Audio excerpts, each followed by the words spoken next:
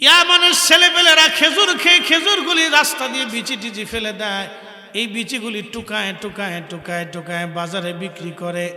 যা খেজুর পায় এই খেজুর খেয়ে ওয়াইস জীবন কাটায়। হযরত ওমর চোখের পানি ছেড়ে ছেড়ে কাঁদতেছিলেন। লোকেরা বলল, আমিরুল মুমিনিন আপনি কেন কাঁদেন? হযরত আমিরুল মুমিনিন ডাক দেখায়, লোকেরা রে, এই লোকটা যাকে পাগল বলতেছে আমার রাসূল তার প্রশংসা তার নবীর জবান থেকে আমি শুনেছি। একবার জোরে বলা যাবে কি আল্লাহু আকবার? আমি আমার রাসূলের জবান থেকে তার প্রশংসা শুনছি, এই লোক যাকে পাগল বলতেছে। কি বুঝলেন? কি বুঝে জানতো? দুইটা কারণে আল্লাহ তাকে সম্মান দিয়েছিল। একটা ইশকে রাসূল, দ্বিতীয় নম্বরে সে মায়ের খেদমত করত। এই আমার দিকে তাকান, 25 বছর একটা মা সন্তানের পিছনে লড়াই করে। 25 বছর পেটে ধারণ থেকে বাচ্চা প্রসব হওয়া থেকে শুরু করে 25 বছর সে প্রতিষ্ঠিত হওয়ার আগ পর্যন্ত তার 3 বেলা রান্না, কাপড় ধোয়া থেকে শুরু করে, তার বিছানা গোছানো থেকে শুরু করে, সে কি খাবে খাবার দেওয়া থেকে শুরু করে, তার ছোট্টকালের পেশাব পায়খানা বাথরুম, তার কাপড় চোপড় লালন পালন থেকে শুরু করে মা 25 বছর পরিশ্রম করে। বিনিময়ে 25 দিনও আপনি করেন নাই। 25 দিনও আপনি মার এইভাবে সেবা করেন নাই, কাপড় ধুয়ে দেন নাই, রান্না করে দেন নাই, খাবার খাওয়াই দেন নাই, মার বিছানা ঠিক করে দেন নাই, মার কাপড় চোপড় পরিষ্কার করে দেন নাই, মার কাপড় ডলায় দেন নাই। 25 বছর মা আপনার পিছনে লাগছে, আপনি 25 দিনও করেন নাই। তো বেহেশত কেমনে পাবেন বলেন? কিয়ামতের ময়দানে যদি মা মামলা করে, কোন রাস্তা দিয়ে পার পাবেন? কোন রাস্তা নাই। আমাদের গুণেদার সমাজে একটু দোয়া খায়ের চলতো, তাও এই ফতোয়া মারতে মারতে শেষ করে ফেলছে, ওটা আধা মরা করে ফেলছে। এই কি কথা কর না কেন, জোরে বলেন। একটা মানুষ দোয়া খায়ের করতো, তাও এত ফতোয়া চারপাশে যে এটা আধা মারা করে দিচ্ছে। এই অঞ্চলে বহু মুসলমান দোয়া করে না। মা মরে গেছে, মারটা মা নিয়ে চলে গেছে, আমি দোয়া করে কি হবে? ফতোয়া মারতে মারতে এটার আধা মারা করে দিচ্ছে। এমনি তো খেদমত নাই মা বাপের, তারপরে আল্লাহ রাসূল বলছে মরে যাওয়ার পরে দোয়া করো বেশি বেশি, এটাও বন্ধ হয়ে গেছে। এটাও বন্ধ হয়ে গেছে। কারণ আমরা বললে বলবে বেদাতি, আমরা বেদাত প্রতিষ্ঠিত করতেছি। আমরা যখন বলবো দোয়ার কথা, তখন বলে এটা বেদাত প্রতিষ্ঠিত করতেছে, এটা বেদাতি। আমাদেরকে সে একটা অস্ত্র পাইছে এই মানব সমাজে আমাদেরকে অপমানিত হেই করার জন্য, শুধু বলে বেদাতি। আমরা যখন হক কথা বলবো তখন বলবো বেদাতি, মাজার পূজারি, পীর পূজারি, বেদাতি। এরা বুঝে না কিছু, এরা দিন বুঝে না। আমরা দিন বুঝি না, আমরা ধর্মকর্ম কিচ্ছু বুঝি না। আমরা সারা বছর খালি ঘোড়ার ঘাস কাটছি, কিচ্ছু বুঝি না। কথা বোঝাটা জরুরি প্রিয় ভাই আমার। 25 বছর যে মাটা আপনার পিছনে লেগেছিল, 40 বছর ধরে একটা বাবা তার হাড় ভাঙে খেটে খেটে পরিশ্রম করে তার বৃদ্ধতা এসেছে। চুল পেকে গেছে, দাড়ি পেকে গেছে, শরীর শুকিয়ে গেছে, রক্ত ঠান্ডা হয়ে গেছে, গোশত শুকিয়ে গেছে, চামড়া শুকাইতে শুকাইতে চামড়া ঘুচিয়ে গেছে। ভালো খাইলেও খাইতে পারতো, সন্তানের চিন্তায় ভালো খাই নাই। জমি বিক্রি করলেও করতে পারতো, সন্তানের জন্য জমি বিক্রি করে নাই। বিনিময়ে কি দিছেন? একটা লুঙ্গি কিনে দিতেন, একটা পাঞ্জাবি কিনে দিচ্ছেন, কয়টা খাইতে মন চাই দিচ্ছেন, এই তো শেষ। আর কি করছেন? যেই বাবা আপনাকে হেঁটে হেঁটে হেঁটে হেঁটে পায়ে হেঁটে হাঁটা শিখেছে, কোনোদিন আপনি হাঁটা শিখেছেন? বৃদ্ধতা নিচ্ছেন, পায়খানা পেশাব সাফ করছেন? করেন নাই। তো কি করছেন? রাসূলের উম্মত এসে বলেন, ইয়া রাসূলুল্লাহ, বাবা মা মরে গেছে, হক আছে? বলে তুমি যতদিন বেঁচে থাকো ততদিন হক আছে। বলে হুজুর কি কি হক আছে? বলে 1 নম্বর বেশি বেশি করে দোয়া করতে হবে, 2 নম্বর তার আত্মীয় স্বজনের সাথে তোমার সুসম্পর্ক রাখতে হবে। বেশি বেশি দোয়া কেমনে করবেন? স্বপ্নে ঘুমিয়ে ঘুমিয়ে দোয়ার আয়োজন করে দোয়া করতে হবে। যখন দোয়ার আয়োজন করবেন তখনই এই ঘুণে ধরা এক দল আছে বলবে এসব বেদাত, বাস আপনাকে বন্ধ করে দিবে। স্টপ, বন্ধ হয়ে গেল। এটা যাতে যাতে মারতে মারতে আধা মারা করে হয়েছে। আর তারা বলে যে আমরা এগুলি প্রতিষ্ঠিত রাখতেছি, আমরা কিছু পেট পূজারি মৌলবী, এই মানুষগুলি আমরা কিছু পয়সা পকেটে পয়সা করে দেয়, পয়সার জন্য এটা জিন্দা রাখি। আর ওনাদের কাছে যখন 1000-2000 টাকা দিয়ে দোয়া চায়, তখন ওনারা হাসি দিয়ে কয় না কি দরকার ছিল। তখন ওনারা টাকা পেলে খুব খুশি হয়ে যায়, আর আমাদের কাছে টাকা দিলে তখন বেদাত হয়ে যায়। তো বুঝে যাওয়াটা জরুরি। নিজের পকেটে পয়সা বললে তখন এটা আপনার সুন্নত হয়ে যায়, আর আমাদের পকেটে পয়সা আসলে তখন এটা বেদাত হয়ে যায়। আশ্চর্য। এখন বলেন দোয়া চলবে না বন্ধ হবে? আসতে বলেন চলবে না বন্ধ হবে? আমাদের আইনে না আল্লাহর আইনে? আল্লাহ কোরআনে দোয়া চালু রাখতে বলেছে, উদউনি আস্তাজিব লাকুম, আমার কাছে চাও আমি দেব। একসাথে বলেন আল্লাহু আকবার। ইন্নাল্লাযীনা ইস্তাকবিরুনা আন ইবাদাতি সায়াদখুলুনা জাহান্নামা দাখিরিন। যদি ইবাদত থেকে তুমি নিজেকে গোটাও তো তোমাকে আমি অচিরেই অপমান করে লাঞ্ছিত করে জাহান্নামে পাঠাবো। দোয়া কোরআনে আল্লাহ নিজে বলছে চালাইতেই হবে, এটা চালু রাখতেই হবে। কথা বলেন ঠিক না বেঠে? চালু রাখতেই হবে। আপনি দোয়া যদি না করেন কারো কোনো ক্ষতি নেই, কিন্তু মেহেশ্বর আর কবর বড় কঠিন জায়গা। কথা ঠিক আছে না ভাই? কবর বড় কি জায়গা?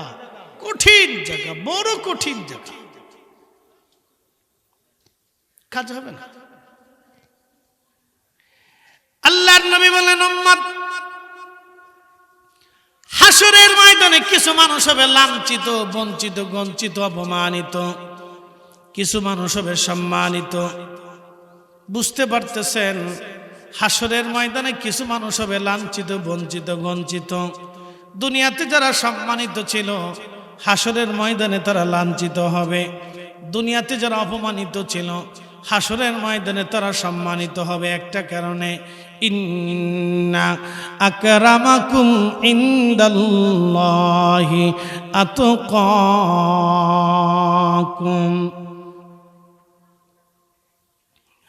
রব্বুল আলামিন বললেন, যার অন্তরে তাকওয়া বেশি হাসরের ময়দানে তার দাম বেশি। হযরত আল্লামা ইমাম শামসুদ্দিন সাখাবী রাহিমাহুল্লাহ, তিনি বিশ্ববিখ্যাত একজন হাদিস বিশারদ ছিলেন। কোনটা জাল হাদিস আর আল হাদিস? আল্লামা ইমাম শামসুদ্দিন সাখাবী রাহমাতুল্লাহ আলাইহি এগুলি লিখতেন। কোনটা জাল হাদিস কোনটা আল হাদিস আল্লামা শামসুদ্দিন সাখাবী লিখতেন। ওনার একটা কিতাব আছে আল কাউলুল বাদী।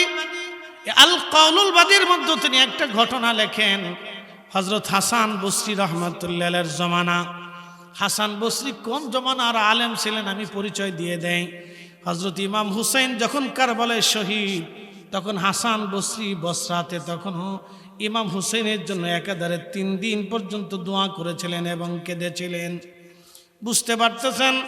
হযরত হাসান বসরি বহু আগের জমানার মুসলমান, ইমাম হুসাইনের জমানার মুসলমান, তার মানে সাহাবীদের জমানা। তিনি তাবিঈ।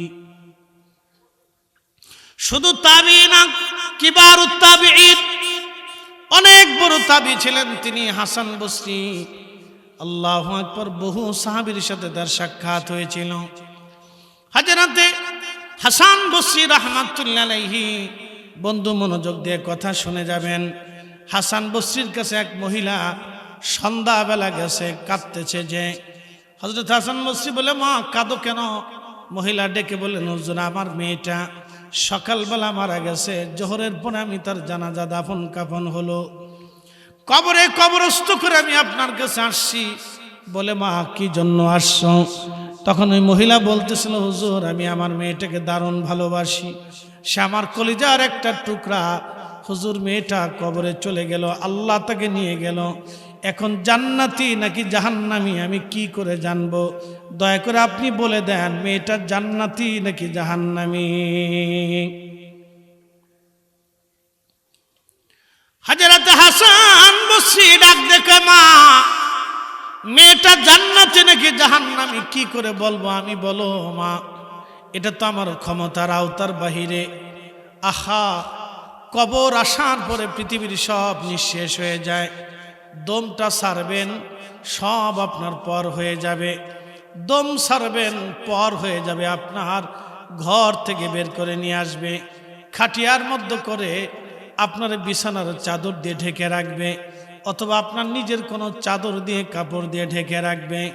আপনার স্ত্রীর জীবনেও কোনোদিন ওই চাদর, ওই বিছানার চাদর আর কোনোদিন সে ব্যবহার করবে না, বিছানায় কোনোদিন লাগাবে না। কারণ এই চাদর দিয়ে আমার স্বামীর লাশ মরানো ছিল, ভয় করে স্ত্রীর এটা লাশ জড়ানো চাদর,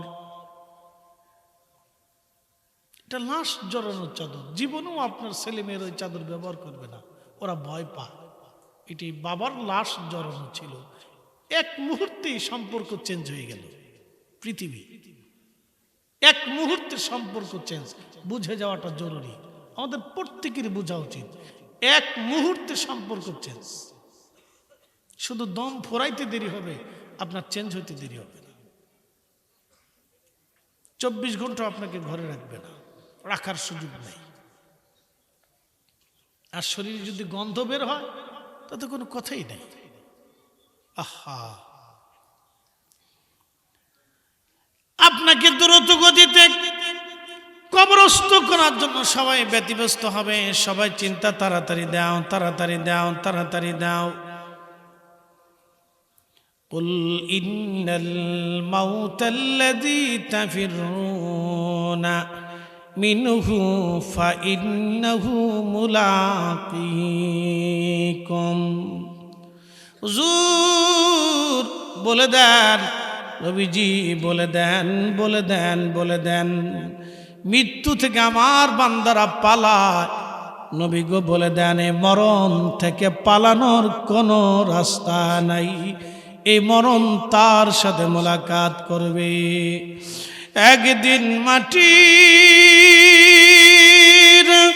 ভিতরে হবে ঘর রে, মন আমার কেন বান্ধ দালান ঘর।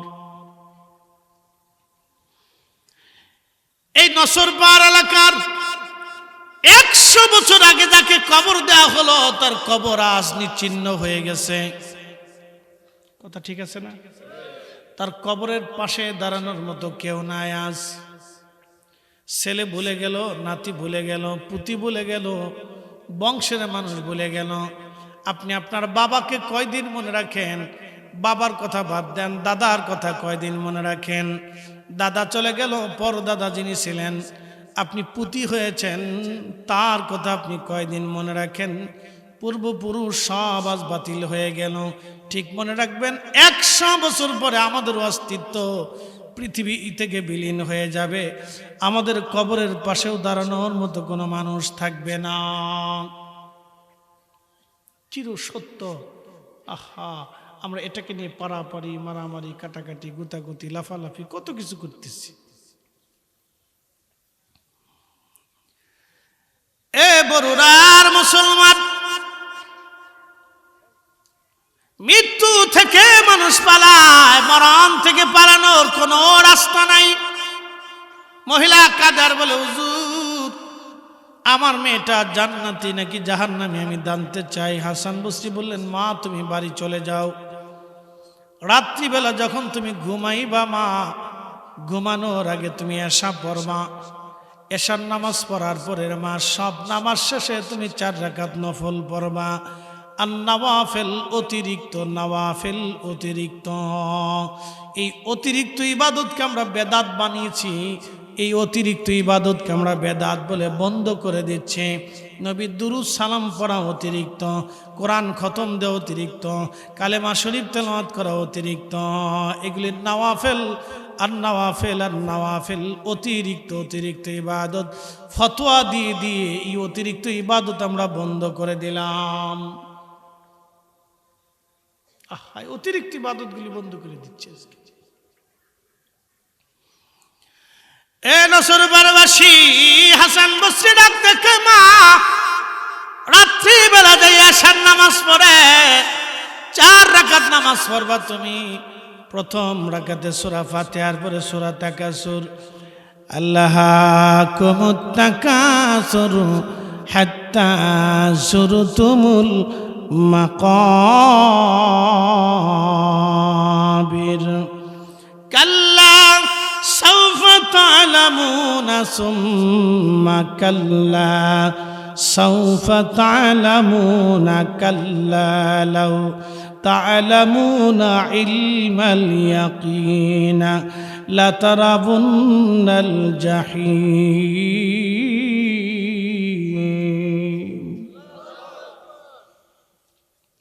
আলহাকুমুত তাকাসুর মানুষ সম্পদের প্রাচুর্যিক প্রতিযোগিতা করতে দেখে কে কত টাকার মালিক হবে। কথা ঠিক আছে না ভাই?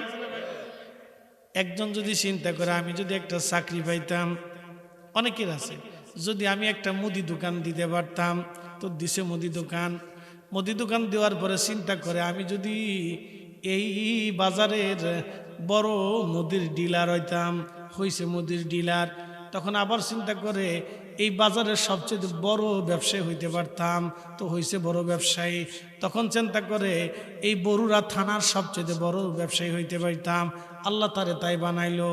বরুড়ার বড় ব্যবসায়ী হওয়ার পরে চিন্তা করে আমি যদি কুমিল্লার সবচেয়ে বড় ব্যবসায়িক হইতাম, আল্লাহ কুমিল্লার বড় ব্যবসায়িক বানাইছে। কুমিল্লার বড় ব্যবসায়িক হওয়ার পরে চিন্তা করে আমি যদি চট্টগ্রাম ডিভিশনের সবচেয়ে বড় ব্যবসায়ী হইতাম, তা আল্লাহ তারও বানাইছে। তখন চিন্তা করলো আমি যদি 10টা ইন্ডাস্ট্রি বানাইতে পারতাম, আল্লাহ তাও দিছে। তখন চিন্তা করে আমি যদি বাংলাদেশের সবচেয়ে বড় ধনী হইতে পারতাম, আল্লাহ তাও বানাইছে। তখন চিন্তা করে আমি এশিয়ার মধ্যে সবচেয়ে বড় ধনী হইতে পারতাম, আল্লাহ তাও বানাইছে। তখন চিন্তা করে আমি যদি সারা দুনিয়ার বড় ধনী হইতে পারতাম, আল্লাহ তাও বানাইছে। তখন চিন্তা করে সারা দুনিয়া যদি আমার থাকতো। আশার শেষ? মানুষের আশার কোনো শেষ নাই। সারা জীবন আশা করতেই থাকে, আশার শেষ নাই। আশা আশায় আমার দিন যে গেল, আশা পূরণ হলো না।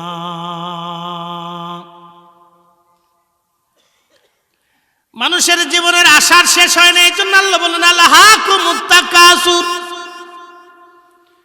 মানুষ সম্পদের সাথে প্রতিযোগিতা করে কত সম্পদ বাড়াইতে পারবে, কত কত দুনিয়া নিতে পারবে, দুনিয়ার জন্য প্রতিযোগিতা করে, কিন্তু আখিরাতের জন্য প্রতিযোগিতা করে না। হাত্তা যুরতুমুল মাকাবির, কোন দিন পর্যন্ত করবে? কবর, কবর পর্যন্ত হবে, এরপরে আর সুযোগ নাই। জিন্দেগি তোর যাইরে ফাঁকি দিয়া রে সোনার আদম, জিন্দেগি তোর যাই ফাঁকি দিয়া। ও আদম রে পাক ধরিয়া গেছে দাড়ি, দন্তবাসে গোটা চারি, সমন জারি গিয়াছে কুড়িয়ার সোনার আদম, জিন্দেগি তোর যাই ফাঁকি দিয়া। আশার কোনো শেষ নেই, কিন্তু কতদিন? আল্লাহ বলেন হাত্তা যুরতুমুল মাকাবির, কবর, কবর পর্যন্ত পারবে, এরপরে আর কোনো সুযোগ নাই। কবর, প্রিয় নবী বললেন উম্মত এই কবরের জন্য তুমি সামানা জোগাড় করো। আর দুনিয়া তো মাজরাতুল আখিরা, দুনিয়া হলো আখিরাতের শস্য ক্ষেত। আপনি যত পরিমাণে এখান থেকে রুটি রুজি করতে পারেন আখিরাতের জন্য, এরপরে আর সুযোগ নাই, আর সুযোগ নাই, আর সুযোগ নাই। কত ধনী কবরে চলে গেল। অ্যাটেনশন, মনোযোগ দেন। বাংলাদেশের সবচেয়ে বড় বড় ধনী ইন্ডাস্ট্রির মালিক যারা কবরে চলে গেছে, স্কয়ার কোম্পানির মালিক খ্রিস্টান ছিল, চলে গেল। বসুন্ধরার মালিক কবরে চলে গেল, যমুনার মালিক মারা গেল। আচ্ছা আপনারা বলেন তো তাদের জন্য কি কবর 3.5 হাত না 3.5 হাত? বাংলাদেশের সবচেয়ে গরিব যিনি বলেন তার জন্য কি 2.5 হাত না 3.5 হাত? 100 টাকা বেশিও না কমও না, বেশিও না কমও না। এখান থেকে ওয়াজ বুঝে গেলেই হয়, সারা রাত ওয়াজ করা লাগে না। তারপর আমার দেশের বহু ভাই আছে বনের জমি বুঝাই দেয় না, বহু মুসলমান আছে এতিম ভাতিজা ভাতিজির সম্পদ বুঝাই দেয় না, বহু মানুষ আছে অন্যের জমি কেড়ে খাওয়ার ধান্দা করে, 1 ইঞ্চি জমিনও ছাড়তে চায় না। বহু আছে। আমার ঢাকা আমার এক মসজিদ, বাপরে বাপ 4 ইঞ্চি মসজিদের ওনার জায়গার ভিতরে চলে গেলে ছাড়লই না বেড়া, বলে না 1 ইঞ্চিও ছাড়া যাবে না। আল্লাহর ঘরের জন্য 4 ইঞ্চি জায়গা ছাড়ে নেই। আপনি জানেন মানুষের হৃদয় কত কঠিন। কি আশ্চর্য, 4 ইঞ্চিও ছাড়ে নেই, মাত্র 4 ইঞ্চি। মুসলমান টুপি মাথায় দিয়ে প্রথম কাতারে এসে নামাজে দাঁড়ায়, শয়তান হাসে, কয় বাপরে বাপ, ও তো আমার চেয়ে তো বড় সিটার। কি কথা ঠিক আছে না? আমার চেয়ে তো বড় সিটার, আমি আর কত বড় সিটার। কত মুসলমানের একসাথে বলি তো আল্লাহু আকবার। 3.5 হাত, 1 ইঞ্চি বেশিও না কমও না। তো হাসান বসরিকে মহিলাকে বলেন, মারে তুমি এশা পরে 4 রাকাত নামাজ পড়বা, 4 রাকাতে সূরা ফাতিহার সাথে তাকাসুর পড়বা, এরপরে তসবিহ হাতে নিয়ে দুরূদ শরীফ পড়তে থাকবা, জপতে জপতে ঘুমিয়ে পড়বা। তো ঘুমের ভিতরে আল্লাহ তোমাকে দেখাই দিবে তোমার মেয়ে জান্নাতে নাকি জাহান্নামে। আরো জোরে বলেন সুবহানাল্লাহ। ইমাম শামসুদ্দিন সাখাবী রাহিমাহুল্লাহ কওলুল বদীর মধ্যে লিখতেছেন, মহিলা চলে গেলেন বাড়ি, এশার নামাজ পড়ে, মা তো পৃথিবীর সব থেকে মা ভিন্ন জিনিস। সন্তান মরে গেলে সবাই ভুলে গেল, মা ভুলে না। ওই কবর দূরে দাঁড়ায় দাঁড়ায় কবর দেখে দেখে কান্দে, সন্তানের বিছানা ধরে কান্দে, বই ধরে কান্দে, কাপড় ধরে কান্দে, স্মৃতি মনে করে করে মা কাঁদতে থাকে। তো রাত্রিবেলা বেচারি এশার নামাজ পড়ে সূরা তাকাসুর দিয়ে 4 রাকাত নফল পড়ে দুরূদ শরীফ পড়তে পড়তে ঘুমাই পড়ছে। আমরা কেন আপনাদেরকে বারবার দুরুদের তাগাদা দিই জানেন? এটা এমন একটা আমল যেটা পড়তে দেরি হয় কিন্তু মদিনা যাইতে দেরি হয় না। না, একসাথে বলেন আল্লাহু আকবার। পৃথিবীতে আর কোনো আমল নাই যেটা পড়ার সাথে মদিনায় চলে যাবে, আর কিছু নাই, কোনো আমল নাই। এই একটা আমল পড়তে দেরি হবে, মদিনা যাইতে দেরি হবে। একসাথে বলেন আল্লাহু আকবার। পড়তে দেরি করবেন তো মদিনা যাইতে দেরি হবে। এই জন্য আপনাদেরকে বারবার আমরা দুরুদের তাগাদা দিই। বাংলাদেশে এখন নতুন নতুন বক্তা বেরিয়েছে, আল্লাহ মাফ করুক। আহা, আমি নিজে শুনছি, খুতবা শেষ করে একটু জিকির করে ওয়াজ শুরু করলো, একটা 12 দুরূদ শরীফ পড়ে না। আহা, আল্লাহু আকবার। আল্লাহ আমার এই ভাইদেরকে বুঝ দিক, সকলে বলে না আমিন। এই মজলিস কার জন্য পাইছি? আমার দিকে এই মজলিস আমরা কার জন্য পাইছি? আল্লাহ কি আইসা আমরা মজলিস বানাই দিয়ে গেছে? আল্লাহ কি হাতে ধরে আবু বকরকে মুসলমান বানাইছে? আবু বকর কি আগে আল্লাহ দেখেছে? হযরত আবু বকর আগে রাসূল দেখেছে। যত সাহাবী ছিলেন, 1.5 লক্ষ সাহাবী, কেউ আগে আল্লাহ দেখে নাই, আগে রাসূল দেখেছে। রাসূল, তারা রাসূল দেখে আল্লাহ চিনেছে, রাসূল দেখে কোরআন বুঝেছে, রাসূল দেখে দ্বীন মেনেছে, রাসূল দেখে হাসর বুঝেছে, রাসূল দেখে কবর চিনেছে, রাসূল দেখে ফেরেশতা চিনেছে, রাসূল দেখে জান্নাত জাহান্নাম বিশ্বাস করেছে, রাসূল দেখে আল্লাহর একত্ববাদকে মেনে নিয়েছে। তারা কেউ আগে আল্লাহ দেখেনি, আল্লাহ আগে তারা রাসূল দেখছে। আজকের এই মজলিস রাসূলের কারণে, আজকের যত মসজিদ সব রাসূলের কারণে, আজকের এই কালেমা রাসূলের কারণে, আজকে আমরা দ্বীন পেয়েছি রাসূলের কারণে। আপনি তার দুরূদ ভুলে গেলেন, এর চেয়ে নাফরমান পৃথিবীতে কি হতে পারে? হ্যাঁ, আবার বেদাতের ফতোয়া দেয়। লজ্জা করে না? লজ্জা করা উচিত, শরম করা উচিত। তার দুরূদ এই জমিনে চলবে না তো কারটা চলবে? আল্লাহ নিজে চালু রেখেছে, চালু রাখতে আল্লাহ হুকুম করেছেন। যেখানে কোরআন হুকুম করতেছে সেখানে আমি নিষেধ করার কি প্রশ্ন আসে না ভাই? যেখানে কোরআন হুকুম করতেছে সেখানে আমি নিষেধ করার কি? বড় আশ্চর্য। তো মহিলা রাত্রিবেলা দুরূদ শরীফ পড়তে পড়তে ঘুমিয়ে পড়ছে। স্বপ্নে দেখে তার মেয়েটা জাহান্নামের কঠিন লেলিহানের ভিতরে আল্লাহ তাকে শাস্তি দিতেছে। আহা, আগের যুগের নারীরা তাহাজ্জুদও ছাড়তো না, আর এখনকার যুগের নারীরা 6 মাসে ওযু করে না। কি কথা কর না কেন? জোরে বলেন। বহু মেয়ে আছে, বহু মেয়ে এই কুমিল্লার জেলার ভিতরে বহু মেয়ে আছে 6 মাসে ওযু করে না। নামাজ তো পরের কথা, ওযুটা করে না। প্রিয় উপস্থিতি, মনোযোগ দিবেন। সেই যুগের নারী জাহান্নামের আগুনের মধ্যে পড়ে গেল, আল্লাহ থেকে শাস্তির আওতার মধ্যে নিয়ে আসছে। মা স্বপ্ন দেখার পরে মেয়েটা কাঁদে, ও মা, আল্লাহ আমার জাহান্নাম দিয়ে দিছে মা, বড় কষ্টের মধ্যে আছি রে মা, বড় কঠিন মুসিবতের মধ্যে পড়ে গেছি মা, মা তুমি আমার উদ্ধার করো, ব্যবস্থা করো মা। মেয়েটা লেলিহান আগুনের মধ্যে পুরে পুরে কাঁদে। মা পাগল পরা হয়ে গেলেন, স্বপ্ন ভেঙে গেল। ঘুম থেকে উঠে সকালবেলা ওই মেয়েটা, মহিলাটা চলে আসছে ফজর নামাজ পড়ে।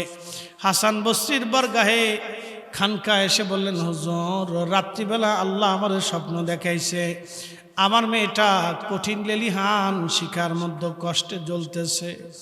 হুজুর এখন আমি কি করব? হাসান বসরি, হযরত হাসান বসরি মেয়েটা মহিলাকে বললেন, মা রে, আপনি বাড়ি চলে যান, আপনার মেয়ের জন্য বেশি বেশি সদকা দেন, বেশি বেশি দোয়া করেন, বেশি বেশি দান করেন, যদি আল্লাহ তাকে মাফ করে দেয়। বেশি বেশি দোয়া করেন। প্রিয় নবীজি কবরের পাশ দিয়ে যাচ্ছে, সহিহ বুখারীর হাদিস। হঠাৎ নবী দাঁড়িয়ে গেলেন, পাশে খেজুরের গাছ। নবী বললেন, সাহাবীরা রে, খেজুরের গাছ থেকে ডাল কেটে নিয়ে আসো। সাহাবীরা ডাল কাটলেন, ডালটাকে 2টা টুকরা করলেন। 2টা টুকরা নবীজি 2 কবরে গেড়ে দিলেন। সাহাবীরা বলেন, ইয়া রাসূলুল্লাহ, খেজুরের ডাল কবরে গেড়ে দেওয়ার হেতু কি, কারণ কি? আল্লাহর নবী বললেন, সাহাবীরা এই ডাল যত সময় পর্যন্ত জিকির করবে, জিন্দা থাকবে, তত সময় পর্যন্ত এই ডাল যত সময় তাজা থাকবে, কাঁচা থাকবে, তত সময় ডালটা আল্লাহ আল্লাহ জিকির করবে। এই আল্লাহর জিকিরের কারণে এই কবরের আযাব আমার আল্লাহ হালকা করে দিবে, আমার আল্লাহ মাফ করে দিবে। এই কবরের মধ্যে কঠিন আযাব হইতেছে, আমি দেখতেছি। আমি যা দেখি তোমরা তা দেখো না, আমি যা শুনি তোমরা তা শোনো না। এই কবরওয়ালাদের মধ্যে কঠিন আযাব হয়। আমি খেজুরের ডাল এই জন্য গেড়ে দিলাম, এই ডালের জিকিরের কারণে তার কবর আযাব আল্লাহ হালকা করে দিবে। একবার জোরে বলা যাবে কি সুবহানাল্লাহ? এখন প্রশ্ন, যদি বুঝে থাকেন তাহলে উত্তর দিবেন। খেজুরের ডালের জিকিরে যদি কবরের আযাব মাফ হয়, তাহলে আমরা কবরের পাশে দাঁড়িয়ে দোয়া করলে মাফ হয় না? একসাথে বলেন, মাফ হয় না? জোরে বলেন, মাফ হয় না? আমার ভাইরা তো ফতোয়া দিয়ে বসলেন যে কবরের কাছে যাইয়া শুধু সালাম দিবেন, আর কিচ্ছু করবেন না। কি বললেন? নতুন মুসলমান, নতুন ইসলাম। এটা আল্লাহ রাসূল বলতেন, উম্মত, আমার উম্মতের এক দল বের হবে যে জীবনে যাহা কোনোদিন তোমরা শোনো নাই তাহা তোমরা শুনবে, যা তোমার বাপেও শোনে নাই, তোমার পূর্বপুরুষরাও শোনে নাই, তাহা তারা বলবে। শুধু কবরের পাশে দাঁড়ায় সালাম দিবেন, আসসালামু আলাইকুম ওয়া রাহমাতুল্লাহি ওয়া বারাকাতুহু, শেষ, আর কিচ্ছু নাই। বলে দিল, খুব সুন্দর কথা, একবারে সহজ করে দিছে।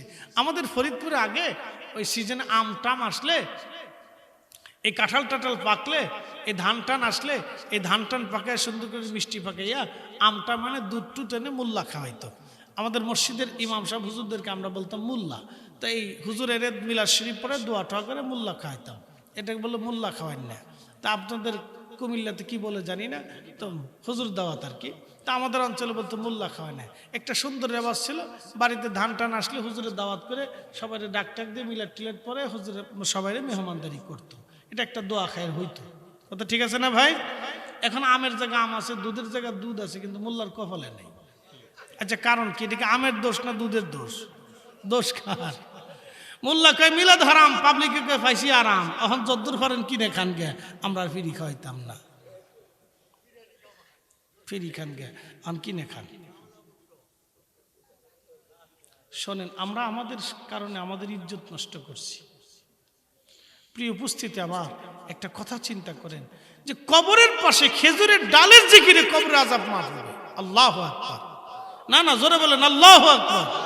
তাহলে উলামা ইকরাম, তলাবে ইকরাম নিয়ে, মুসলমান নিয়ে কবরের পাশে দাঁড়ায় যখন দোয়া হবে তখন কি মাফ হবে না? ওই মুর্দেগানের বাড়ি এসে যখন মুরব্বীরা জিকির লা ইলাহা ইল্লাল্লাহ জিকির খতম করে, কোরআন শরীফ তেলাওয়াত করে, তখন কি কোরআনের সব জিকিরের কারণে কবরের আযাব মাফ হতে পারে না? তাহলে আমরা কেন এটা বন্ধ করতেছি ফতোয়া দিয়ে? তাহলে ফতোয়া দিয়ে এটা কি বন্ধ করা জরুরি না সুদ বন্ধ করা জরুরি? হ্যাঁ, জোরে বলেন। এই পতিতালয় বন্ধ করা জরুরি না এটা বন্ধ করা জরুরি? তারা আজকে পতিতালয়, একটা পতিতালয় দেশের আলেমরা বন্ধ করতে পারে নাই। তারা মিলাদ বন্ধ করে দিচ্ছে, দোয়া বন্ধ করতে আইছে। ওনারা মনে হয় আল্লাহ দোয়া বন্ধ করার জন্য দুনিয়াতে পাঠাইছে আর কি। একটা পতিতালয় বন্ধ করতে পারে নাই, একটা এনজিও বন্ধ করতে পারে নাই, স্থানীয় এনজিও পারে নাই। পারছে? এই স্থানীয় কত কুমিল্লাতে স্থানীয় এনজিও আছে, হাজার হাজার এনজিও আছে বাংলাদেশে, হাজার হাজার ব্যক্তিগত এনজিও। তারা নিজেরা টাকা দিয়ে সুদের কারবারি করে, 2300 সুদের কারবারি। কথা কর না কেন? কষ্ট হইতেছে? 2300 সুদের কারবারি করে, 2300 সুদ, বুঝেন? চক্রাকারে সুদের কারবারি করে। আজ পর্যন্ত আমরা আলেমরা ফিটাইয়া বাইরিয়া কোনোদিন এনজিও বন্ধ করতে পারি নাই। আমরা এসে খালি ফতোয়া মারতেছি দোয়া বন্ধ করো। আমরা মনে আল্লাহ এর লাগি দুনিয়াতে পাঠাইছে। প্রিয় উপস্থিতি, এগুলো আমাদের জন্য অশুভ সংকেত। আল্লাহ আমাদেরকে কবুল করুক, সকলে বলে না আমিন। হাসান বসরি কিভাবে শিখাচ্ছেন আপনি দেখেন। সেই জমানার মুসলমান, সাহাবীদের জমানা। কোন জমানা? না একসাথে বলেন, কোন জমানা? ইমাম হুসাইনের জমানা। ইমাম হুসাইনের জমানা, সাহাবীদের জমানা। রাসূল নিজে শিখাইলেন খেজুরের ডাল কেটে দোয়া করা। আল্লাহু আকবার। প্রিয় উপস্থিতি, মনোযোগ দিবেন। হাসান বসরি পরের দিন রাত্রিবেলা ঘুমিয়ে আছে, স্বপ্ন দেখে জান্নাতের আলিশান প্রাসাদের সামনে দিয়া নদী প্রবাহিত, সুন্দর ঝর্ণার পাশে মোহনা দিয়ে একটা সুন্দর মেয়ে, খুবই চমৎকার, জান্নাতের ভিতরে দিয়ে সুন্দর পোশাক পরে, স্বর্ণখচিত মণিমুক্তা খচিত পোশাক পরে মেয়েটা হাঁটাহাঁটি করে। হাসান বসরি বললেন, এ মেয়ে তুমি কে? জান্নাতের উচ্চ মাকামে তুমি হাঁটাহাঁটি করো, পরিচয় কি তোমার? মেয়েটা ডাক দিয়ে বলল, হুজুর আপনি কি আমাকে চিনেন নাই? আমার জন্য আমার মা আপনার কাছে গিয়েছিল, আপনি আমার মাকে দোয়া শিখিয়েছিলেন। রাতের আধারে সেই দোয়া পড়ে মা আমার এই ইস্তেখারা করার কারণে আমার মা আমাকে স্বপ্ন দেখেছিলেন, আল্লাহ আমারে জাহান্নামে দেখেছেন, পেয়েছিলেন মা। হাসান বসরি বললেন, মেরে মা রে, তোমার মা তো তোমাকে জাহান্নামে পেয়েছিল, তুমি জান্নাত পাইলা কেমনে? আল্লাহ তোমাকে কেন মাফ করলো বলবানি? মেয়েটা ডাক দেয় বলে, হুজুর আমার মা আমাকে যে কবরের মধ্যে দাফন করেছিল সেই গোরস্থানে 70,000 কবর ছিল হুজুর। ওই গোরস্থানের পাশ দিয়ে একজন আল্লাহর ওলি যাওয়ার সময় তিনি দাঁড়ায়া দুরূদ শরীফ পড়ে, আমার রাসূলের দুরূদ পড়ে পড়ে আমাদের কবর ওয়ালাদের জন্য দোয়া করেছিল, দুরূদ দুরূদ দুরূদ দুরূদ। খালি তো বন্ধ করার অভিপ্রায় লাগছে। সুদ বন্ধ করতে পারে না, ঘুষ বন্ধ করতে পারে না, পতিতালয় বন্ধ করতে পারে না, বেহায়াপনা বন্ধ করতে পারে না, কনসার্ট বন্ধ করতে পারে না, কিচ্ছু বন্ধ করতে পারে না, খালি দোয়া বন্ধ করো, দুরূদ বন্ধ করো। ওনার আল্লাহ ওনারা এর লেগে পাঠাইছে দুনিয়াতে।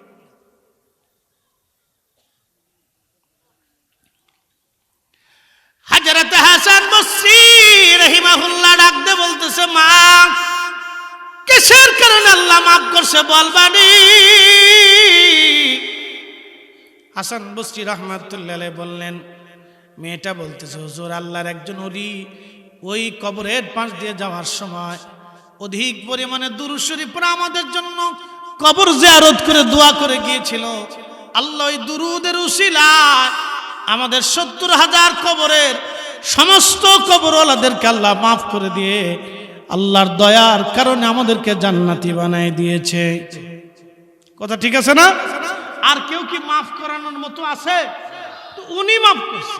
কেন করছে? রসুলের দুরূদের খাতিরে করছে। কেন? নবীর কারণে করছে। একসাথে বলবেন আল্লাহু আকবার। কার কারণে? রসুলের কারণে। উনি অন্য কারো কারণে মাফ করেন না, নবীর কারণে মাফ হয়ে গেছে। সহিহ বুখারীতে রসুল বললেন, এক পতিতা নারী টাকার বিনিময়ে দেহ ব্যবসা করত। বুঝতে পারতেছেন যে একটা পতিতা নারী টাকা দিয়ে যখন দেহ ব্যবসা করে তার তো কিছু নাই। এখন কোন মুরব্বীকে যদি বলা হয়, মুরব্বী ছেলেটা বিয়ে দিবেন? হ্যাঁ বলে, হাত দিব।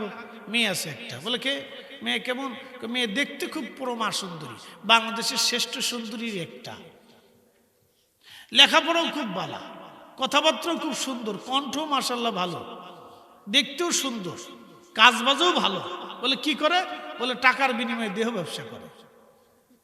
কোন মুরব্বী তার ছেলের জন্য এই মেয়ে নিবে ঘরে? জীবনও না, মরে গেলেও না। মুরব্বী হার্ট স্ট্রোক করে মরে যাবো, তো এই ছেলে দিব না, এই মেয়ে নিব না, কেউ মানতে না। তাহলে বোঝা গেল সেটা ভিতরে বাইরে সব নাপাকা আপাক বস্তুর ফসা গলা, ওটা সামাজিক কোনো মূল্য নাই। কিন্তু দুঃখের বিষয়, ঘুণে ধরা সমাজ আর এই রাষ্ট্র তারা পতিতা বানাইছে। রাষ্ট্র ইচ্ছা করলে পতিতা বন্ধ করে দিতে পারে, তাদের কর্মসংস্থানের ব্যবস্থা করতে পারে, কিন্তু করে না। দোষ কার? বুঝে নেবেন দোষ কার। তো খুব মনোযোগ দিয়ে, এই পতিতা নারী কাস্টমারের জন্য বসে দিচ্ছে। তো দেখতেছে আরব তো শুষ্ক আবহাওয়া, প্রচন্ড গরমে আর শুষ্ক আবহাওয়ার কারণে মানুষের কলিজা পর্যন্ত শুকায় আসে। একটা কুকুর হাঁপাইতেছে, পানির খুব তৃষ্ণায় তার জিহ্বা বেরিয়ে খুব কষ্ট ভোগ করতেছে। মহিলার মনে খুব মায়া লাগলো। রসুল সহিহ বুখারীতে বলতেছেন, ও আমার উম্মত, সেই মহিলা নিজের পায়ের মোজা, চামড়ার মোজা খুলে রশি বেঁধে কুয়ার নিচ থেকে পানি উঠাইয়া ওই কুকুরকে পানি পান করাইল। কুকুরকে পানি পান করানোর কারণে আল্লাহর বড় দয়া লেগে গেল। আল্লাহু আকবার। দয়া লাগছে কার? আল্লাহর নবী বলতেছেন, তার জীবনের সমস্ত পতিতাবৃত্তির গুনাহকে মাফ করে আল্লাহ তাকে বেহেশত দিয়ে দিবে। মাফ করছে কে? আল্লাহ রিজিকেন তুমি মাফ করলা কে? আল্লাহ আমাদেরকে একটা সুসংবাদ দিয়ে রাখছে। কি? قُلْ يَا عِبَادِيَ الَّذِينَ أَسْرَفُوا عَلَى أَنفُسِهِمْ لَا تَقْنَطُوا مِنْ رَحْمَةِ اللَّهِ।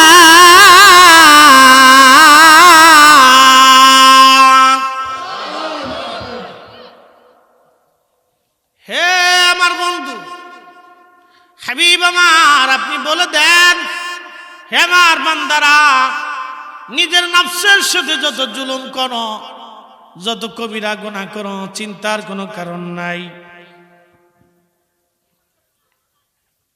আমার রহমত থেকে তুমি নিরাশ হইও না।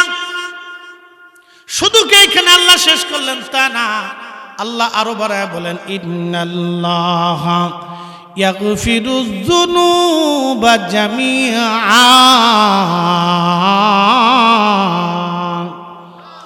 কখনো তোমাকে যদি ভুলি, হেদায়েতের আলো জেলে নিয় কাছে তুলি, ঠাই দিও প্রিয়তম অগমহিয়ান।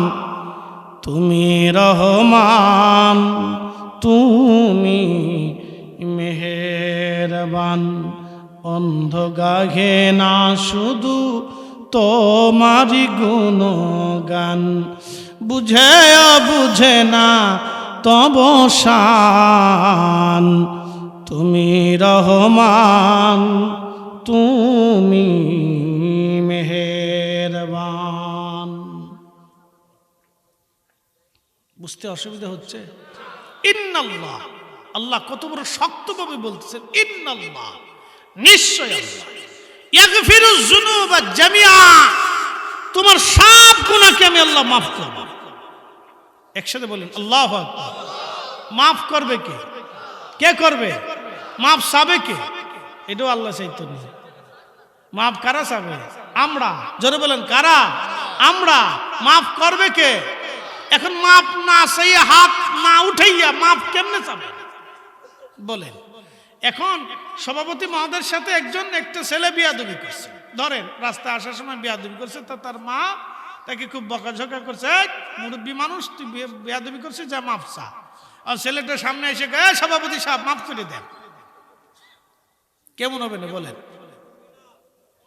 ছেলেটা সামনে এসে বলতেছে, সভাপতি সাহেব মাফ করে দেন, কেমন হবে বলেন? এটা কি মাফ চাওয়ার ধরন হলো? যদি ছেলেটা এসে পা ধরে কয়, চাচা আমার ভুল হয়ে গেছে, মাফ করে দেন, তাহলে তখন যে এটা মাফের প্রকৃত যে ভুল, সে ভুল স্বীকার করতেছে, আপনি দয়া করে মাফ করে দেন, আমার ভুল হয়ে গেছে, আপনি মুরব্বী, আমি কষ্ট দিয়ে ফেলছি। কথা ঠিক আছে না ভাই? তা আপনি রবের কাছে কিভাবে চাবেন? ভিখারি 2টা টাকার জন্য বিনয়কে, আব্বা আমি গরিব মানুষ, আমার 2টা টাকা দয়া করে ভিক্ষা দেন বাবা। একটা ভিখারি দুনিয়ার 2টা পয়সার জন্য, 2টা টাকার জন্য, 5টা টাকার জন্য আপনার কাছে নত হয়ে গেল, আর আপনি কুলিল্লাহুম্মা মালিকাল মুলক, রব্বে কারীমের কাছে আপনি নত হতে পারতেছেন না। আপনি এসে ফতোয়া মারতেছেন, বন্ধ করে দাও, বেদাত করে দাও, বন্ধ করে দাও, বেদাত করে দাও, শয়তান কোথাকার। সি সি সি সি, মুসলমান কত নিম্ন পর্যায়ে চলে গেছে। আনুগত্য, আপনি হাত তুলে বিনয়ের সাথে যখন রব্বে কারীমের দরবারে হাত তুলে, ইয়া রাব্বি রব্বানা আতিনা ফিদ দুনিয়া হাসানা রব্বানা যালামনা আনফুসানা ওয়া ইল্লাম তাগফির আল্লাহুম্মা রাব্বিরহামহুমা কামা রাব্বায়ানি সগীরা, বিনয় বিনয় বিনয় বিনয় যখন কানবেন, তখন আল্লাহর বড় দয়া লাগে, বড় মায়া লাগে। হে বান্দা, আর কান্দিস না, যা, তোর জীবনের গুনাহকে মাফ করে দিলাম। পতিতা নারীর যদি মাফ হয়, তাহলে আমরা মাফ হইতো না? আমরা মাফ হবে। আল্লাহ আমাদেরকে রহমত থেকে নিরাশ হতে নিষেধ করছে, এই জন্য মাফ চাইতে হবে। এই জন্য বেশি বেশি কবর জিয়ারত করবেন, বাড়িতে বেশি বেশি করে দোয়ার ইন্তজাম করবেন, কোরআন খতম দিয়ে আব্বা আম্মার জন্য দোয়া করবেন, মসজিদে দান করে বাবা মার জন্য দোয়া করাবেন। কোন কারণে মাফ হবে আমরা জানি না, কোন কারণে ক্ষমা হবে আমরা কেউ জানি না, বলতে পারবো না। শয়তান আল্লাহকে বললেন, রাব্বি 9 লক্ষ বছর ধরে ইবাদত করলাম, বিনিময়ে কি কিছু পাই না? বলে কি চাইস? বলে রব্বুল আলামিন আমার 3টা জিনিস দিবা। আল্লাহ বলেন কি কি চাও? আমি তোমাকে তাই দিব। আল্লাহ তো সবই জানে, সে কি চাবে। আল্লাহ বলেন, শয়তান বলো কি চাও? আজাজিল বলে, ইয়া রব কিয়ামত পর্যন্ত তুমি আমার হায়াত দাও। আল্লাহ কিয়ামত পর্যন্ত তারা হায়াত দিল। আর কি চাও? বলে, ইয়া রব তামাম সৃষ্টি ঘুরে আসবো, 1 সেকেন্ডের ভিতরে সেই ক্ষমতা তুমি আমারে দাও। কয় সেকেন্ড? আমেরিকা আগুন নিভাইতেছে কয়দিন? নেপছে? আমেরিকার আগুন নেপছে? নিভে নাই। তার জীবনের আমেরিকার সর্বশক্তি প্রয়োগ করছে, তার শক্তি সব দিয়ে চেষ্টা করতেছে।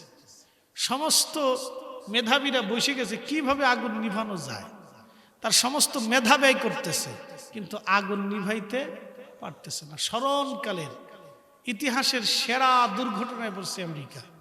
সে গাজা পুরাইছে 1 বছর ধরে, আর আল্লাহ তার লস অ্যাঞ্জেলেস না কি বলে, তার একটা শহর পুরাই দিছে মাত্র 4 দিনে। একসাথে বলবেন আল্লাহু আকবার। বলে, হুজুর আপনি কি দুশ্মনের নজরে দেখতেছেন? না, আমি দুশ্মনের নজরে দেখতেছি না, আমি আল্লাহর ইনসাফের নজরে দেখতেছি। কথা ঠিক আছে না ভাই? আল্লাহর ইনসাফের নজরে দেখতেছি। তারা গাজা পুড়িয়ে দিচ্ছে 1 বছরে বোমা মারতে মারতে, আর আল্লাহ কেবল তার একটা শহর পুরাইছে, বাকি এখনো পুড়িয়ে দিচ্ছে। একটা শহর আল্লাহ পুরাই দিচ্ছে, তাতেই কান্নাকাটি শুরু হয়ে গেছে, তাতেই কত কান্নাকাটি। আজকে খবরে দেখলাম একজনের $204 কোটি এক বাড়ি পুড়ে গেছে। $204 কোটি। এবার বাংলাদেশের কত হাজার কোটি হবে হিসাব করেন গেছেন? তাহলে এই বেটা কত বড় ধনী হইতে পারে আপনি বুঝেন। বাংলাদেশের ধনীদেরকে তারা ধনী মনেই করে না। কি কথা খারাপ কইছি ভাই? যার 204 কোটি ডলারের বাড়ি সে বাংলাদেশের ধনীরে ধনী মনে করে? ধনী মনে করে না। পুড়ে গেছে, শেষ। তাহলে কি পরিমাণে ফুরছে আপনি এবার চিন্তা করেন। একসাথে বলবেন আল্লাহু আকবার। এই ইনসাফ কার? দয়া কার? এই শাস্তি কার? আল্লাহর। আল্লাহর শক্তির কাছে সমস্ত শক্তি অসহায়।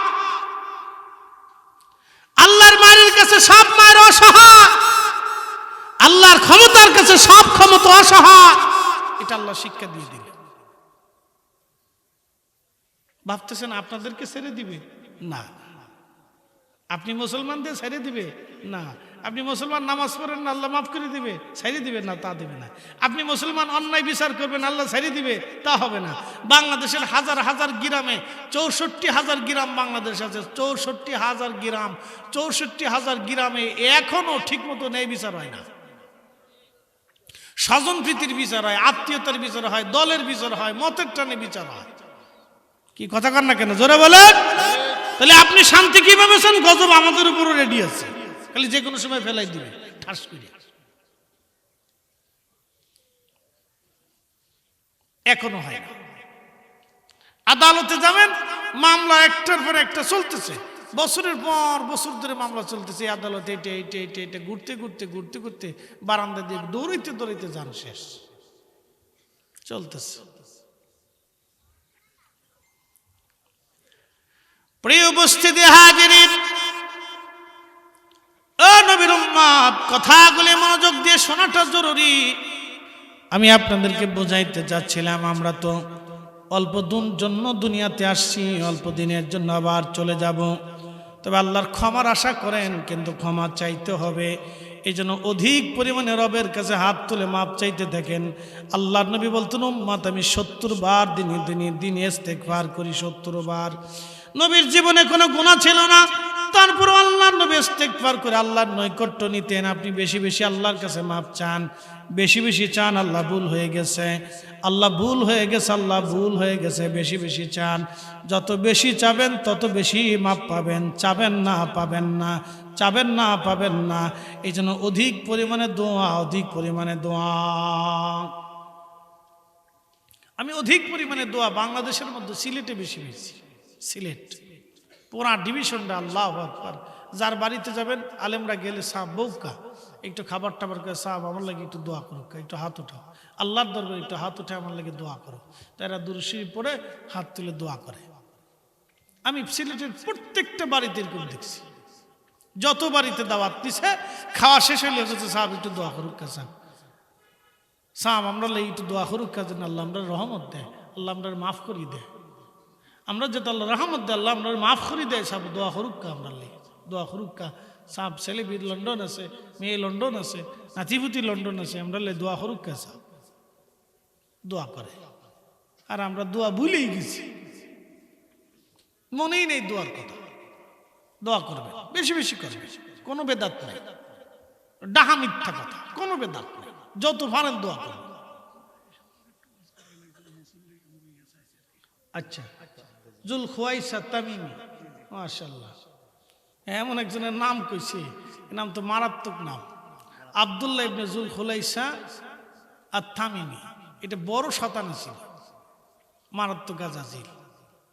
আল্লাহর নবী তার ব্যাপারে আজ ভাইটা শুনতে চেয়েছি, একটু শোনাই। আল্লাহ রসুল ইয়ামানের কোন যুদ্ধ থেকে গনিমতের মাল নিয়ে আসছে। নিয়ে আসার পরে আল্লাহর নবী গনিমতের মাল বন্টন করতেছে। বুঝার চেষ্টা করে বন্টন করে কে? নবী। জোরে বলেন, আমার দিকে দেখেন, শোনেন, বন্টন করে কে? রসুলের বন্টনে ভুল আছে? স্বজন প্রীতি আছে? গোষ্ঠী প্রীতি আছে? রসুল করিম নিজে বন্টন করতেছে। এই জুল খুলাইসা আর তামিমি সে আল্লাহ রসুলকে ধমক দিয়ে বলতেছে, ইয়া মুহাম্মদ, ইয়া রাসূলুল্লাহ, আদিল মান সাবতা, এ নবী আপনি ইনসাফ করেন। আপনি তো ইনসাফ করতেছেন না, ন্যায় বিচার করতেছেন না। হাই হাই হাই হাই হাই, আল্লাহ রসুলকে ধমক দিয়ে হইছে। কি বুঝলেন আপনি? এখন শুনেন তার পরিচয়। তার কপালে ছিল সেজদার চিহ্ন। ফরিদি সাহেবের যেরকম পাগড়ি দেখতেছেন লম্বা সুন্দর, সবসময় পাগড়ি পরে থাকতো, অনেক বড় জুব্বা আল খেল্লা পরে থাকতো। সে যখন নামাজে দাঁড়াইতো মনে হতো যে সাহাবীদের কোনো নামাজই হয় না, লম্বা সেজদার মধ্যে থাকতো। মাশাআল্লাহ, সেজদা কারে কয়, ইয়া রাব, আল্লাহরে খুশি করতেছে। এই হাদিস থেকে আমাদের অনেক কিছু শিখার আছে, আপনাকে শিখে যাবে। ভাইটা কে আমি জানি না, তো সুন্দর একটা ওয়াজ শুনতে চাইছে। এই লোকটা রাসূলকে ধমক দিয়ে বসলেন, আদিল, এ নবী ইনসাফ করেন, মাংসাফ তো আপনি তো ন্যায় বিচার করতেছেন না। আল্লাহ নবী জালালি হয়ে গেলেন। প্রিয় নবী ডাক দিয়ে বলেন, এক খামাস বেয়াদব, সৃষ্টিতে আমার মতো কেউ ইনসাফ বলা আসে না, কেউ হবে না। আল্লাহ পৃথিবীতে আমাকে ইনসাফ প্রতিষ্ঠিত করার জন্য পাঠিয়েছেন, আমি দুনিয়াতে ইনসাফ প্রতিষ্ঠিত করার জন্য আসছি। আমার চেয়ে কে ইনসাফ করবে? হযরত ওমর তলোয়ার টেনে বের করলেন, ইয়া রাসূলুল্লাহ, আপনি হুকুম দেন, ওর দেহ থেকে মাথা কেটে ফেলে দেব আজ। আল্লাহ নবী বললেন, ওমর তলোয়ার নামাও, তাকে হত্যা করো না। এর ভবিষ্যৎ প্রজন্ম কিয়ামত পর্যন্ত আসতে থাকবে, তারা এইভাবে আমি রাসূলের সাথে বেয়াদবি করবে। তাদের নামাজ সুন্দর হবে, ইবাদত সুন্দর হবে, তাদের জিকির সুন্দর হবে, তাদের ইয়াকিন সুন্দর হবে, কিন্তু শানে মুস্তাফার সাথে কিয়ামত পর্যন্ত তারা এরকম আদবহীন হবে। কিয়ামত পর্যন্ত এদের বংশধারা পৃথিবীতে টিকে থাকবে। এক দলই থাকবে, তারা রাসূল করিমের সাথে বেয়াদবি করবে, আল্লাহকে প্রাধান্য দিতে যায়, তাওহীদকে প্রাধান্য দিতে যায়, রিসালাতকে ইনকার করবে, আল্লাহকে মহব্বত করতে যায়, রাসূলের সাথে বেয়াদবি করবে। আচ্ছা বলেন, আল্লাহকে মহব্বত করতে যায় রাসূলের সাথে বেয়াদবি করলে আল্লাহ পাওয়া যাবে? হযরত ওমর তলোয়ার টেনে বের করছে, গলার উপরে তলোয়ার ধরছে, ইয়া নবী আল্লাহ, আপনি হুকুম দেন। ও সাহস কত বড়, আপনাকে ইনসাফ শিখাতে যাচ্ছে, ওর দেহ থেকে মাথা এখনই কেটে ফেলে দেন। নবী বললেন, সাহাবীরা কিছু সময় পরে দেখবা সে লম্বা সেজদার নামাজে দাঁড়াইছে, লম্বা রুকু করবে, লম্বা সেজদা দিবে। সাহাবে কেরাম চিন্তা করলেন, আল্লাহ রাসূলের কথা সত্য কিনা যায় দেখি। যায় দেখে মসজিদের ভিতরে ঢুইকা লম্বা সেজদা দিয়ে পড়ে রয়েছে। নবী বললেন, তার আখিরাত ধ্বংস, তার জিন্দেগি ধ্বংস, তার নামাজ ধ্বংস, তার জিকির ধ্বংস, তার ঈমান ধ্বংস, তার কালেমা ধ্বংস, তার সব শেষ। আচ্ছা এখন প্রশ্ন করি, বলেন, সে তো আল্লাহকে বিশ্বাস করে, আখিরাতে বিশ্বাসী, কবরে বিশ্বাসী, জান্নাতে বিশ্বাসী, জাহান্নামে বিশ্বাসী, ফেরেশতায় বিশ্বাসী, আগের নবীতে বিশ্বাসী, কোরআনে বিশ্বাসী, জিকিরে বিশ্বাসী, হজে বিশ্বাসী, নামাজে বিশ্বাসী, সেজদায় বিশ্বাসী, তো জাহান্নামে যাবে কে? বলেন, কে? রাসূল মানছে তো, সে তো মুহাম্মদুর রাসূলুল্লাহ মানে, কিন্তু রাসূলের সাথে বেয়াদবি করছে। আল্লাহ রাসূলের সাথে বেয়াদবি করার কারণে তার জীবনের সব শেষ। ফয়সালা কি আমাদের না আল্লাহর? ফয়সালা কি আমাদের না আল্লাহর? সে তো সাহাবীদের জমানা, সে তো সাহাবী ছিল, সাহাবী ছিল, সাহাবী। বুঝতে পারতেছেন, রাসূলের দর্শে সে সাহাবী ছিল, কিন্তু একটা ভুলের জন্য তার নাম কাটা হয়ে নাম কোথায় আসলো? মুনাফিকের কাতারে। নবী দেখলো, নামাজ পড়লো, রাসূলের পিছনে নামাজ পড়লো, কিন্তু জান্নাত হলো না। আহা, কত বড় বদনসিব! এই জন্য আপনারা সারা জীবনে সূত্রটা মনে রাখবেন যে এইখানে কেউ যদি বেয়াদবি করে 1,00,000 বছর ইবাদত হবে, কিন্তু জান্নাত হবে না। এই জন্য আমরা আকাবির যারা ছিলেন, আউলিয়া کرام যারা ছিলেন, তারা হুব্বে রাসূলে নবীর গোলামি থেকে আপনাদেরকে ঢুকাই দিতেন। কি কথা কন না কেন, ঠিক কি না? তাদের জবান থেকে কখনো আপনারা শুনেন নাই রাসূলের শান বিরোধী বক্তব্য, জীবনও শুনবেন না। আল্লাহু আকবার, আল্লাহু আকবার। একজন রাসূলের দর্শে থাকার পরেও তার জান্নাত নসিব হলো না একটা ভুলের জন্য। কেন? সে আল্লাহ রাসূলের সাথে বেয়াদবি করছে। একটা ভুল তাকে ধ্বংস করে দিল। আল্লাহ বলেন, লা তারফাউ আসওয়াতাকুম ফাওকা সাওতিন নবী ওয়া লা তাজহারু লাহু بالقول كجهر بعضكم لبعض أن تحبط أعمالكم। রওজা শরীফের উপরে সুন্দর করে বাহিরে আয়াতটা লিখে দেওয়া হয়েছে। নবীজি বললেন, আল্লাহ বলেন, হে আমার বান্দারা তোমরা শোনো, দরবারে মুস্তাফাতে যদি বেয়াদবি হয়,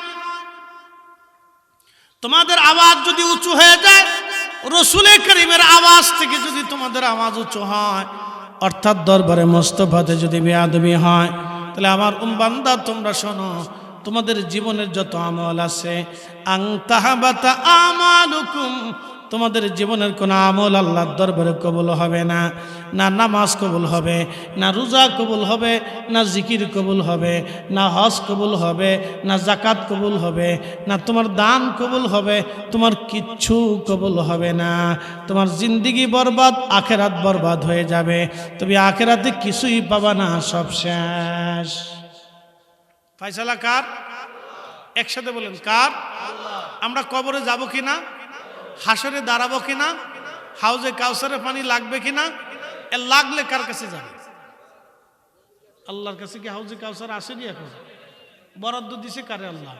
ইন্না আতাইনা কাল কাউসার, আল্লাহর কাছে আল্লাহ হাউজে কাউসার আর রাখে নাই। আল্লাহ বলছে, হুজুর ওটা আপনার মালিকানায় দিয়ে দিছি। একসাথে বলেন আল্লাহু আকবার। শেষ হওয়ার শেষ, আর কষ্ট দিব না। বুঝে গেলে বুঝপাতা, নাহলে তেজপাতা। না বুঝলেও কিছু করার নাই, বুঝলে আপনারও মঙ্গল আমারও মঙ্গল। কথা ঠিক আছে না ভাই? আপনার কবরে আমি উত্তর দেব না, হুজুর এখানে প্রিন্সিপাল সাহেব বসে আছেন, উনি আমার কবরে এসে উত্তর দেবে না। ওনার মহাকালের যাত্রা ওনার একা, আমার যাত্রা আমার একা। ঠিক আপনারা যারা বসে রয়েছেন, আপনাদের একা একা যাত্রা করতে হবে, এখানে সঙ্গী কেউ নাই। যদি সঙ্গী পাইতে চান, রসুল করিমের গোলামি করে যান, তাহলে ওনাকে পেলেও পেতে পারেন। কথা কন না, ঠিক কিনা? নবীর গোলামি করে যান, পেলে ওনাকে পাবেন, নতুবা অন্য কাউকে না। এই জন্য আল্লামা ডক্টর ইকবাল শেরের মাধ্যমে বুঝিয়ে দিয়েছে, কে वफा तूने मोहम्मद से, तू हम थे रहे, ये जा चीज ही किया लौह कलम थे रहे। তুমি যদি আমার নবীর ওয়াফাদের গোলাম হতে পারো, তোমার জীবনের সব কিছু দিয়ে যদি তুমি রাসূলকে ভালোবাসো, কুল কায়নাত লৌহ কলম আল্লাহ তোমার দিকে ঝুঁকায় দিবে। বাংলার কবি কাজী নজরুল লিখলেন, আল্লাহকে যে পাইতে চায় হযরতকে ভালোবেসে, আরশ কুরসি লৌহ কলম না চাহিতেই পেয়েছে সে।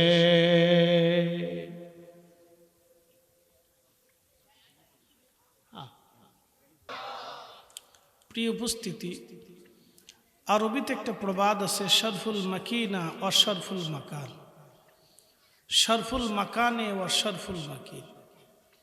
কিছু জায়গার কারণে মানুষের দাম বাড়ে, কিছু মানুষের কারণে জায়গার দাম বাড়ে।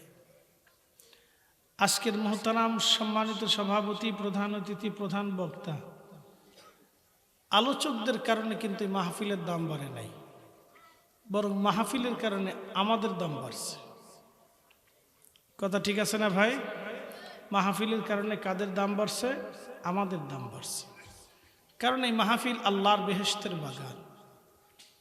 আল্লাহর নবী বললেন, আমার উম্মত তোমরা যেখানে যাও, যেই বেহেশতের বাগানে যাও, সেখানে যাইয়া তোমরা বাগানে বসো। সাহাবায়ে কেরাম বলেন, মা রিয়াজুল জান্নাহ ইয়া রাসূলুল্লাহ, প্রিয় নবী বেহেশতের বাগান কি? নবী বলেন, হ্যাঁ হিলাকুজ জিকির, যেই মজলিসে আল্লাহর জিকির হয়, সেটা দুনিয়ার আর কোনো সাধারণ জায়গা থাকে না, সেই জায়গাটা আল্লাহর বেহেশতের বাগানে পরিণত হয়ে যায়। একসাথে বলা যাবে সুবহানাল্লাহ। এটা কিসের বাগান? বেহেশতের বাগান। এই বাগানে আমরা বসে রয়েছি, তাহলে এই বাগানের কারণে আমাদের দাম আল্লাহ বাড়াই দিছে। কথা ঠিক আছে না? একটা কথা মনে রাখবেন, রসুলের কারণে মদিনার দাম বাড়ছে, মদিনার কারণে নবীর দাম বাড়ে নাই। মদিনা দিয়ে নবী না, নবী দিয়ে মদিনা। নবী দিয়ে কি? মদিনা। মদিনা দিয়ে নবী না, মদিনা আগেও ছিল, কোনো মদিনার সম্মান ছিল না, কিন্তু রসুল যখন গেলেন তখন মদিনার দাম বেড়ে গেল। মদিনাতে একটা জায়গা আছে নাম রিয়াজুল জান্নাহ। এই জায়গাটুকুন আল্লাহ বেহেশতের সাথে সংযুক্ত করে দিবেন। এটা আল্লাহর সৃষ্টিতে, আল্লাহর বরাদ্দকৃত দুনিয়াতে আল্লাহর বেহেশতের টুকরা। এই জায়গাটুকুন আল্লাহর বেহেশতের সাথে সংযুক্ত হবে। এই জায়গাটা বাইতুল আকসাতে গেলে পাবেন না, বাইতুল্লাহ শরীফ আসলে পাবেন না। পৃথিবীর কোথাও আপনি তন্ন তন্ন করে তালাশ করলেও রিয়াজুল জান্নাত দ্বিতীয়টার পাবেন না।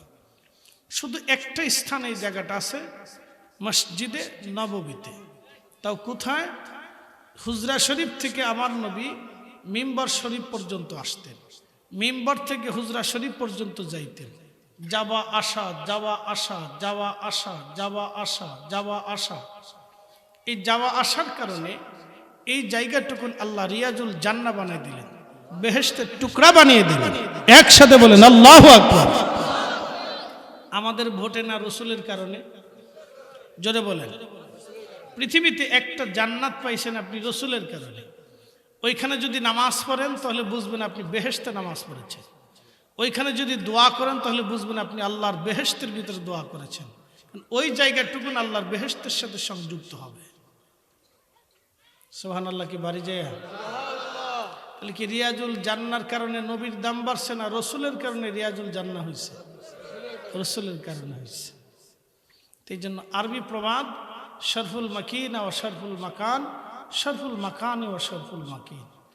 কিছু জায়গার কারণে মানুষের দাম বাড়ে, কিছু মানুষের কারণে জায়গার দাম বাড়ে। তো প্রিয় উপস্থিতি, এই সূত্রগুলি যদি আমরা বুঝি তাহলে আমরা সারা জীবন সুন্নি থাকব। নতুবা ডানে বামে এদিকে সেদিকে দৌড়াবেন, কোনো ফায়দা হবে না। মেহেশ্বর কায়েম হবে, কবরে চলে যেতে হবে। পৃথিবীতে থাকার কোনো রাস্তা নাই। আমাদের আগে বহু আলেম ওলামা কবরে চলে গেছে। পৃথিবী বিখ্যাত একজন ইমাম ছিলেন, বড় শাইখুল হাদিস ছিলেন, তার নাম ছিল ইবনু তাইমিয়া। অনেক বড় ইলমের অধিকারী ছিলেন, 10 লক্ষ হাদিস জানতেন। কিন্তু আফসোস হলো সত্য, এই লোকটা সর্বপ্রথম রসুলের ইজ্জতে হাত দিলেন। তিনি কিতাব লিখতে লিখতে লিখতে লিখতে তার ভ্রম নষ্ট হলো, মতি নষ্ট হলো। তার ভিতরে একটা ভ্রান্ত বিশ্বাস জন্ম নিল। সে ভিতরে লিখে ফেললেন যে রসুল করিমের রওজা শরীফ জিয়ারতের ইচ্ছা করা, নিয়ত করা মুসলমানদের জন্য হারাম। অ্যাটেনশন, সে হাত দিছে কোথায়? মদিনায়। হাত দিছে রসুলের ইজ্জতে, অন্য কোথাও না। সে এমন একটা স্থানে হাত দিয়েছে যেখানে হাত দিলে ধ্বংস ছাড়া রাস্তা নেই। জীবনে এত হাদিস জানলো, এত লেখাপড়া হলো, এত এলেম হলো, হেলেম হলো, সব হলো, কিন্তু লাস্টে সে জীবনে একটা দুর্ভিসন্ধি, একটা আন্দা গান্দা পচা বিশ্বাস, ভ্রান্ত বিশ্বাস তার মগজের ভিতর ঢুকে গেল। তার বিরুদ্ধে সর্বপ্রথম কিতাব লিখলেন মিশরের বিশ্ববিখ্যাত ইমাম, ওই জামানার শ্রেষ্ঠতম মুহাদ্দিস আল্লামা ইমাম তাকিউদ্দিন সুবকি রাহিমাহুল্লাহ আশিফা উস সাকাম। তার এই ভ্রান্ত বিশ্বাসের বিরুদ্ধে তিনি কিতাব লিখলেন। নীতি দীর্ঘ আলোচনা করে এই কিতাবের মধ্যে ইবনু তাইমিয়ার যুক্তিকে, মতকে তিনি খণ্ডন করে সাবিত করলেন মুসলমান রসুল করিমের রওজা শরীফ জিয়ারত করবেই, যেতে হবে। এটা রসুলের নিয়তে গেলেই মুসলমানের প্রশান্তি। আপনি বুঝতে পারছেন? তাহলে বোঝা গেল কি, অনেক লেখাপড়া জানলে হেদায়েত পাওয়া। একসাথে বলেন, অনেক শিক্ষা হলে হেদায়েত পাওয়া, অনেক লেখাপড়া থাকলে আদবি হওয়া, অনেক বড় ডক্টরেট ডিগ্রি সার্টিফিকেট হইলে সে মানুষ হয় না। বহু শিক্ষিত মানুষ আছে, শুধু লেখাপড়া আছে, সার্টিফিকেট আছে, সে কিন্তু মানুষ হতে পারে নাই। বহু আছে, হাজার হাজার আছে। এদেশে সারা পৃথিবীতে লক্ষ লক্ষ আছে, মানুষ হয়নি। লেখাপড়া আছে, সার্টিফিকেট আছে, মেধা আছে, জ্ঞান আছে, কিন্তু মানুষ হয়নি। আবার দেখবেন এমনও কিছু আছে লেখাপড়া নাই, কিন্তু সে মানুষের সর্বোত্তম মানুষ। সেদিন এক খবরে দেখলাম এক ভদ্রলোক মাকে কাঁধে করে নিয়ে ঘুরে বেড়াচ্ছে 40 বছর ধরে। পারবেন? এদেশের শিক্ষিত লোকেরা পারছে? বহু শিক্ষিত লোকের বাড়ি থেকে মা বের হয়ে গেছে। আমার নিজের বিল্ডিং এর ফ্ল্যাটে আছে, ছেলে অনেক বড় ধনী, মাকে ফ্ল্যাট কিনে দিছে, মা ফ্ল্যাটে থাকে, সন্তানের বাড়িতে মার জায়গা হয় না। বলেন তো বৃদ্ধকালে একজন মার জন্য এর চেয়ে শাস্তি কি হতে পারে যে নিজের নাতি নাত করে সাথে থাকতে পারে না? হ্যাঁ, সন্তানের সাথে মা থাকতে পারে না, এর চেয়ে পৃথিবীতে শাস্তি কি হতে পারে? এর চেয়ে জুলুম পৃথিবীতে কি হতে পারে? লেখাপড়া দিয়ে কি হবে? এই লেখাপড়ার কি দাম আছে বলেন? সার্টিফিকেটের কি মূল্য আছে? তাহলে বোঝা গেল ওই লোকটাই ভালো যে 40 বছর ধরে মাকে কাঁধে করে নিয়ে ঘুরে বেড়াচ্ছে, অথচ নামটাও লিখতে পারে না। কি বুঝলেন আপনারা? বুঝাটা তো জরুরি।